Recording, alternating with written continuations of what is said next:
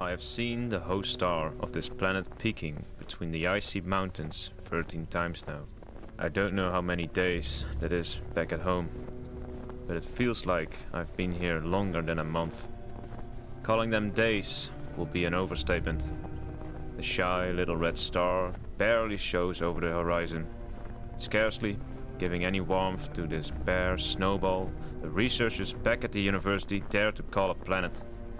I've been chasing that star for a long time now, traversing the deep, never-treaded snow fields of Xi3. My feet frozen and my muscles aching. It's been a while since I last saw the others. I don't know if they have frozen to death, starved to death, or been eaten by the still undocumented species roaming the planet's mountains. I miss my colleagues. I especially miss my colleague Payu. And just like that fateful night when I lost them, a storm is crawling over the mountains up ahead. Even though I missed my friend, I wouldn't mind missing the deep, ominous growling roar. Hearing it far behind me the past few days, desperately, I've been trying to get away from it. Every day, the thing seems to be the same distance away, if not closer, than the day I first heard it. I would use one of the camp's snowmobiles if the solar flare didn't fry all the electronics. That good-for-nothing star. I would like to run further away from the unknown beast that has been following me for the days on end. But I would waste my energy and most likely freeze to death in exhaustion. The gravity on Xi3 was 7,300 meters per second squared. Lower than on Earth. But the conditions felt heavy, if not heavier, due to the unforgiving harsh snowfall. What even is the point? What am I even running towards? It's a never-ending ball of snowy hills with freezing or being eaten as its only liberators. Again, the thing roars behind me through the thick mist that surrounds us. It sounds a bit higher than before, which means it's closer. The storm encapsulates me. How can this creature keep following me? Does it have one of the most sophisticated vision organs I've ever seen? The mists are too thick, not even light can penetrate it, so that it's not possible. Does it smell me? It's rare for animals living in these kinds of environments to have an above-average developed sense of smell, but it is plausible still. Can it sense infrared anyway like the bog-york from Traton? If so, it would experience the same complications with only being able to find fresh prey and not able to feed off cadavers or cold-blooded creatures. At least, that is one of the factors why the bog-york went extinct. Maybe, and this will be the worst-case scenario, whatever it is that is tracking me for the last few days is smart. Roar! My theory crafting of the creature was cut short by itself. Thick mists made it impossible to trace where the roar came from. I didn't know where it was, nor did I know where to go. I had to guess. I gambled on my right. Oh, I ran as hard as I could. Blindly, I ran through the thrashing storms, scared that I might collide with the thing I was trying so desperately to avoid. Clawing away through the bone-chilling, face-freezing storm. I might dry heave out of sheer exhaustion, but even in this deafening storm, I didn't dare make a sound. I had to keep my bodily reflexes under control and suppress them as hard as I could.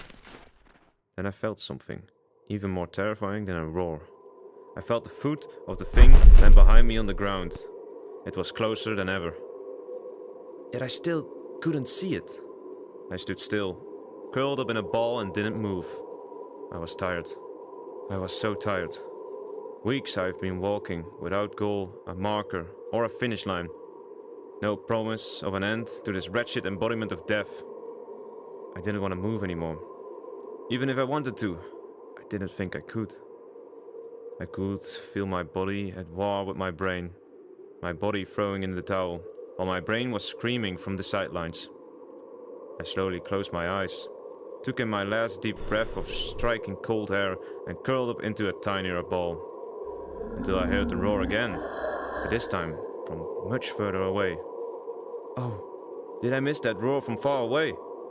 My eyes shot open, adrenaline shooting through my veins. I pushed myself up and ran from the roar. It could have been the same direction I originally came from, but should you have doubt when you are on a ball with no way out? That last thought sucked the adrenaline right out of my body. My body, again, felt as heavy as stone, but I knew I couldn't give in. With all my strength thrashing through the winds, step by step, no rest. The fog started to change color from blue to white. Abstract shapes started to appear in the all-encompassing white curtain. I was close to a mountain or a cliff. No saying whatever I was heading towards, but I knew whatever I was heading away from was much more sinister. Better to have a harrowing quick fall to my death than a harrowing slow one. In the white mist, I could see a dark dot start to appear, just like those ancient projectors. The black void vibrated and wasn't sharp. As I came closer, a dark circle appeared before me in the white mist. I could hear howling noises from the abyss. Finally, something other than the thrashing winds around me. I stepped into the void and the winds faded. A cave. Shelter. Rest. I dragged my broken body deeper into the cave. I collapsed on cold stone. When closing my eyes, I could see a lonely, out-of-place snowmobile sitting in the corner of the dark blue cavern. Without the strength to open my eyes again, I dreamed of what this snowmobile could grant me. When I woke up, my will to live had re-entered my body. I was jubilant, not only because I get to find out if this snowmobile works or not, but mostly because whatever was out there didn't find me in here. Still, with my bones aching, I made my way towards the snowmobile. Are some of my colleagues here? Is there food? Does the snowmobile work? Was it safe here during the solar flare? Is the radio working? I haven't felt this excited since the time we found those Ting Yayes in the planetary forest of Yaye. Me and my fellow Exiiogist spent weeks rummaging through the towering damp jungles, dreaming we would hear a mating call, let alone see a glimpse of one. The heat made us pass out multiple times, and being drenched with sweat and water was the norm. The chances of getting poisoned by plants, turkeys and insects were high, while the chance of the antidote existing for these diseases were null. Death was possible. We accepted it. Which made it all more worthwhile when we saw those stunning Ting Yayes graze the purple grasses of Yaye. Payu was the first to point out how the small yellow Ting Yaye could graze so unencumbered in the fields. Yellow being such a rare color in the jungles of Yaye, Payu theorized that it had to be the case of aposematic coloration. And the mad genius was right, as usual. No animal dared to step close to the beast for fear of it being poisonous. Our hypothesis was that it could be a plausible defense mechanism for a species. It had the perfectly yellow color of a 6,000-degree star with the blood and red triangles on its slimy skin. The classic color combination of noxious animals. Back at the university lab, Payu was proven right again when the Ting Yaye's blood test came back negative for poison. The warmth of the jungles of Yaye faded when the icy shiver pulled me back to reality. I remembered I was in a dreary cave on a still unnamed snow planet. With my blue hands, I turned on the ignition. Nothing. I turned it again, ramming on the gas pedal. Nothing. I checked the cargo space under the seat. Brilliant! A red thermal blanket with the logo of our university. Quava I trox op fanis. Ever in search for knowledge. Not anymore. I am in search of getting off this despicable snow globe. With great excitement, I wrapped myself tightly. My excitement grew even more when I saw the 3 bags of rations hiding snugly under the blanket. There was also a pocket radio in the cargo space. If that actually works, I'm going to faint, I thought. I picked it up and wanted to turn the dial, but I hesitated. I sighed, put the seat back on top of the compact cargo hold.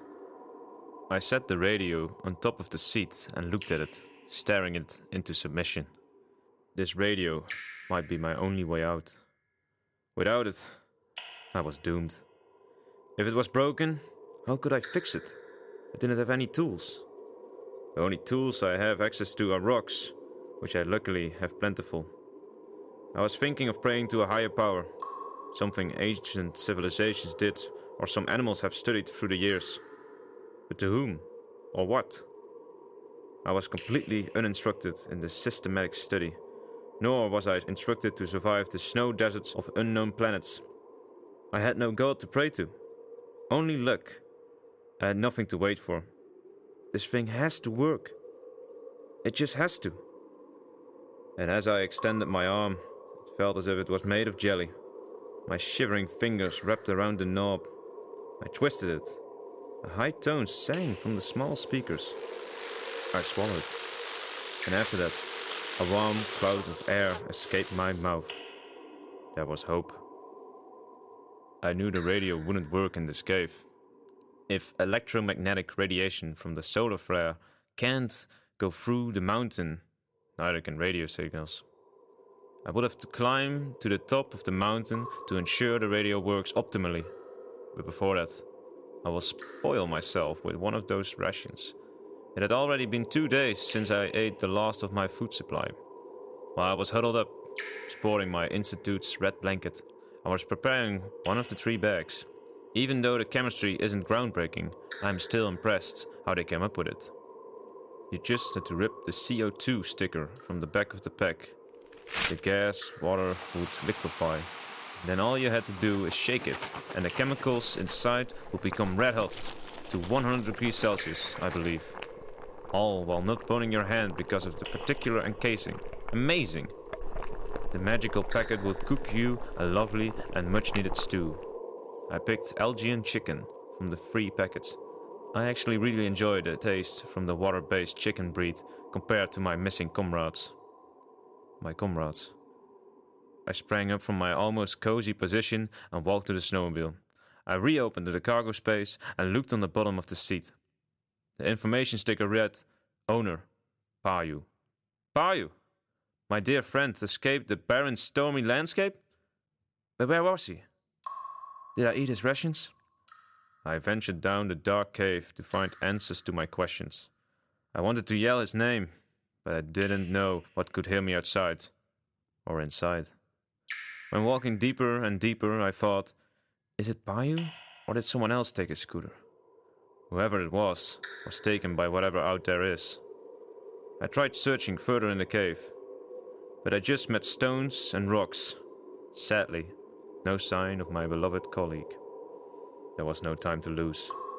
I have to send my help signal with the radio, and have only enough food to survive 2 to 3 days. That could be just enough for the rescue team to pick me up. I strapped myself in my red incandescent blanket and was ready to face the harsh tundra again. Luckily, the endless storm that terrorized the planet was not on my side of the hemisphere at this point in time. When I was about to step outside the cave, I realized something. With my newfound red cape, I stick out as a bloody ripped-out tooth between white teeth. Whatever that thing was that has been hunting and haunting me the last days can see me from a mile away. But again, this is the first time I don't feel like I will lose fingers or toes to frostbite. After some thought, I decided to go into the wide expanse with my trusty red cloak. The storm was absent, but the winds had stayed raw and cold, my face being punctured by millions minuscule needles of uncomfortableness. Climb venturing up the mountain which I dubbed Payu in remembrance of my lost friend. And as I looked over the mountainous region, I could see only snow and blue-grey stone. It could be deserted from any living organism, or it could be booming with life. Plausible, but unlikely. The only empirical evidence we gathered in our short-lived research at the station was that of only a few white 6-footed rabbit-like animals. with purple eyes. 2 in front and 2 in the back of his head. We locked the small critters in cages. We were planning to do tests on them. How can they see? Are they intelligent? And what do they eat? Were questions the entire team had. I remember Payu being especially interested in what the creature's diet was because food was scarce. But when the solar flare hit the planet and contaminated the electrical systems, all the systems failed. The 3 hairy living things we found on this snowball, besides rocks and stones, escaped. And with the electricity shutting down, all of us were blind and freezing.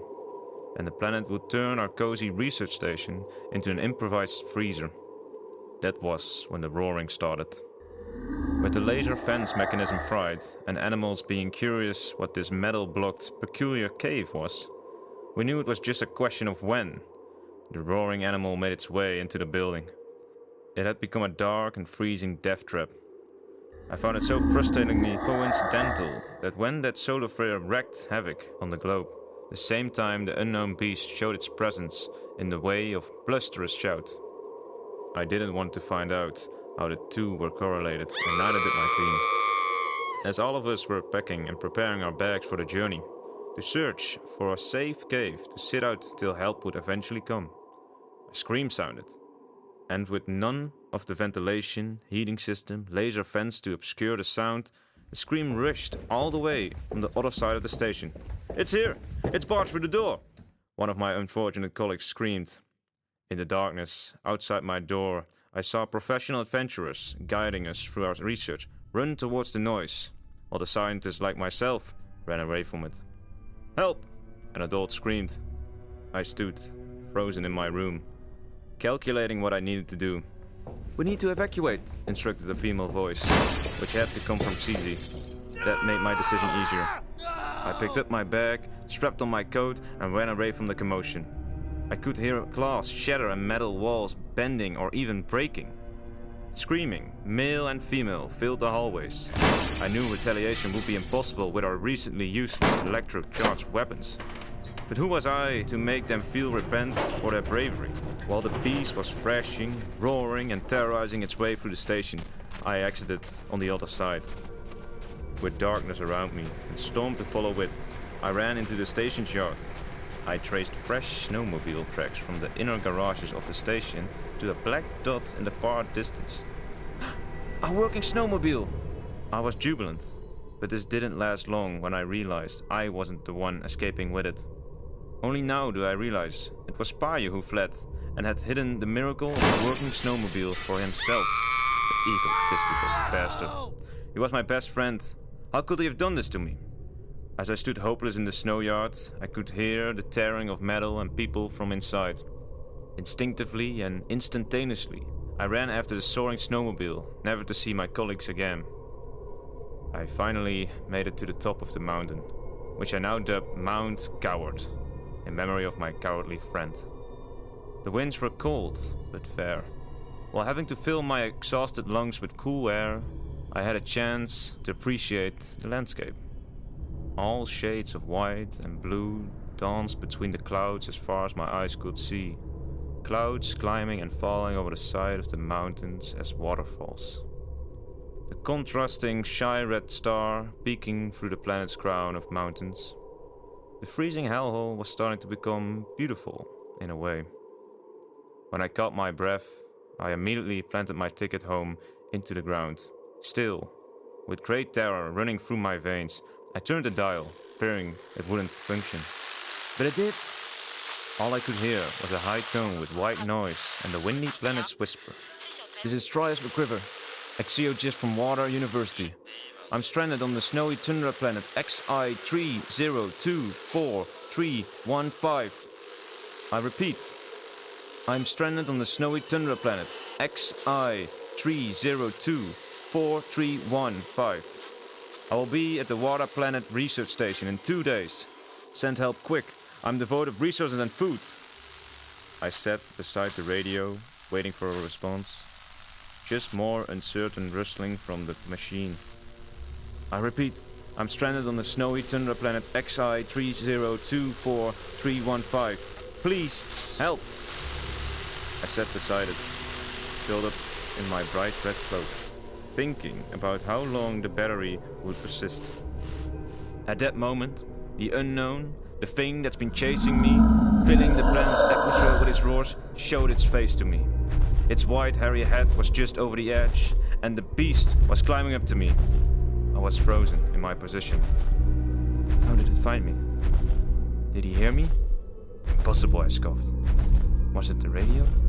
No time for thinking. A gaping mouth with black teeth roared at me, a purple tongue licking between every single tooth. Its pupilless blue eyes positioned under his head, staring at me. It was big enough that it could easily swallow me whole if it liked. I did not know what to do, where to go. The only thing I remembered was that I haven't moved a single inch in my red fluorescent robe. But that's it! Aposementism! The beast set its fat foot, armed with sharp claws, on the top of the peak, and we stood face to face. The beast, charging me with all its muscle, rushed at me with the power of a comet, its mouth roaring and its claws spreading. Bayesian mimicry can't let me down now. When the beast was 10 feet in front of me, its mouth closed. Its claws shot into the ground in front of itself, making it come to a grinding halt. The sheer air thrust that came over me was enough to blow me away, but I couldn't move an inch. Standing on all 6 of its feet, the beast looked at me with its opaque eyes, in which I could see my own reflection. The heat coming from its mouth fell down over me. I could see its blue eyes inspect my fiery red cloak. I tried to breathe slowly, but my chest gave away my stress. The beast roared inches away from my face. A high tone shot in my ears, and it was the only thing I could hear. Before I knew it, I was thrown aside on my side by the stupendously strong claws. My ribs hurt, and all I wanted to do was stay down. But I couldn't. I had to stand up. Quick! The beast clawed to me, towering over me. I stood up as fast as I could, pain shooting through my entire torso. I couldn't give an inch. I looked up at it. I decided to stand up. I was closer to its mouth than any living creature ever before. Close enough that I could touch one of its obsidian black teeth with ease.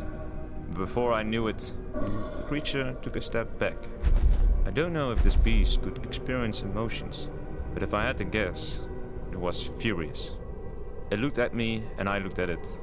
Winds blowing between us with neither of us moving. As if we were just 2 massive mountains. The beast turned around, as if it was never interested in me. The big claws landing on the stones was still terrifyingly thrilling, but I couldn't let it know, nor could I let it be known that I was relieved. When the beast was fully turned around, it revealed a giant transparent sack was strapped to its back.